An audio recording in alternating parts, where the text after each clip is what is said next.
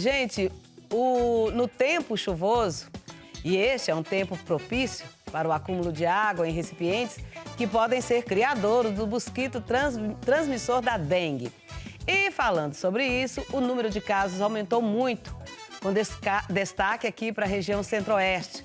Para falar sobre esse assunto, o Alex Rodrigues conversou com um especialista. Vamos conferir. Bom, e outro assunto que chama muita atenção nesse ano de 2022, o aumento do número de casos de dengue em todo o Brasil, em especial nos estados do Centro-Oeste. E para falar com a gente sobre esse assunto, hoje recebemos a doutora Larissa Tiberto, infectologista. Larissa, primeiramente, bom dia, bom tê-la com a gente aqui na TV Pai Eterno. Bom dia, gostaria de agradecer ao convite, é uma honra conversar com vocês. Larissa, e assim, são números que assustam em relação aos casos de dengue no Brasil, um aumento muito grande, isso levando em conta o ano passado para esse ano. E você acha que se deve principalmente ao quê? As pessoas esqueceram dos cuidados com a dengue? Alex, eu acredito que sim, né? As pessoas se esqueceram aí da dengue. O que acontece? O ano passado, as pessoas estavam em casa, reclusas por causa da pandemia, né? Muita gente ainda estava de home office, e aí, naquele tempo ocioso, né? Lembrava aí de limpar a casa, de colocar terra nos potinhos, né? De água das plantas, de limpar o quintal.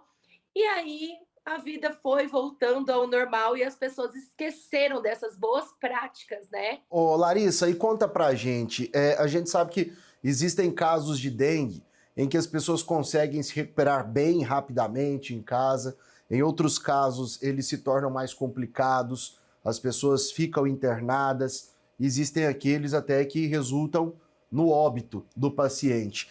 Existe alguma forma de fazer com que quando a gente pegue a dengue ali, a gente seja contaminado pelo mosquito, a gente consiga ter sintomas mais leves ou não? É algo imprevisível? Cada organismo é diferente, né? Eu costumo falar que cada ser humano é muito específico, né? Cada sistema imunológico reage de um jeito, mas a gente pode sim lançar mão de alguns cuidados. Primeira coisa, repouso, né? Porque a dengue ela faz cair as plaquetas e aí a gente fica mais suscetível a sangramento. Então, ficar de repouso, ingerir muito líquido, de 2 a 3 litros de água, né? E é muito importante a gente não fazer uso de anti-inflamatórios. Isso pode piorar, sim, o caso, tá? Então, eu sempre recomendo repouso, muita hidratação e não usar anti-inflamatório. Larissa, chikungunya, zika vírus, dengue, até mesmo assim, claro que de uma forma bem em menor número, até por conta da vacinação, mas febre amarela, tudo isso transmitido pelo mesmo mosquito, o Aedes aegypti. Como saber o que a gente tem e quais dessas doenças são mais graves? A pessoa infectada ela precisa preocupar mais com qual? A gente precisa, quando começar com os sintomas, né? A gente chama isso de doenças tropicais. Então, assim que iniciar os sintomas de febre, mal-estar, dor no corpo, prostração, dor de cabeça, dor no fundo dos olhos, procurar uma unidade de saúde. E lá a gente vai fazer alguns testes, né? Alguma sorologia para essas doenças, para diagnosticar qual dessa doença é. Apesar de ser do mesmo mosquito e serem doenças virais, é muito importante a gente fazer o diagnóstico para assim poder dar o suporte correto, né? Porque cada doença a gente sabe o que esperar. Por exemplo, se for uma gestante, né? A gente sabe que tem o risco do nenê nascer com microcefalia em algumas dessas doenças.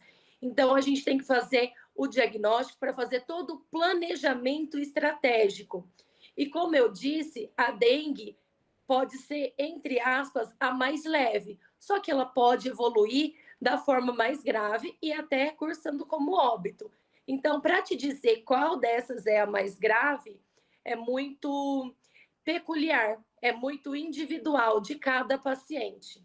Dengue ela deixa sequela? Eu te pergunto isso porque a gente está numa época de pandemia E a Covid, mesmo que a pessoa se recupere, ela deixa algumas marcas ali no organismo da pessoa. A dengue é assim também? Olha, toda infecção viral, ela pode ter intercorrências, né? Por exemplo, a gente chama de síndrome de Guillain-Barré, que é uma paralisia, ela é temporária, a gente vai fazer fisioterapia, tem algumas medicações que a gente pode fazer que melhoram, mas pode deixar uma sequela motora. Tem também, por exemplo, um outro vírus, como o vírus da herpes, que ela pode acontecer igual aconteceu com o Justin Bieber, que ficar com paralisia dos nervos da face. Então, sim, as doenças virais elas podem deixar consequência, dependendo de cada pessoa. A dengue pode sim cursar com essa síndrome, que é a síndrome do Guillain-Barré, mas isso tudo é tratável. Larissa, muito obrigado, viu, pela sua participação com a gente, pelos esclarecimentos. Eu que agradeço, desejo a todos um bom fim de ano e que todo mundo cuide da sua casa, cuide do seu lar, porque assim você vai estar ajudando a si mesmo, a sua família e a comunidade. É isso aí. E como a Larissa disse, é algo, a dengue, que pode ser evitado, basta a gente cuidar. Eu volto com você aí no estúdio.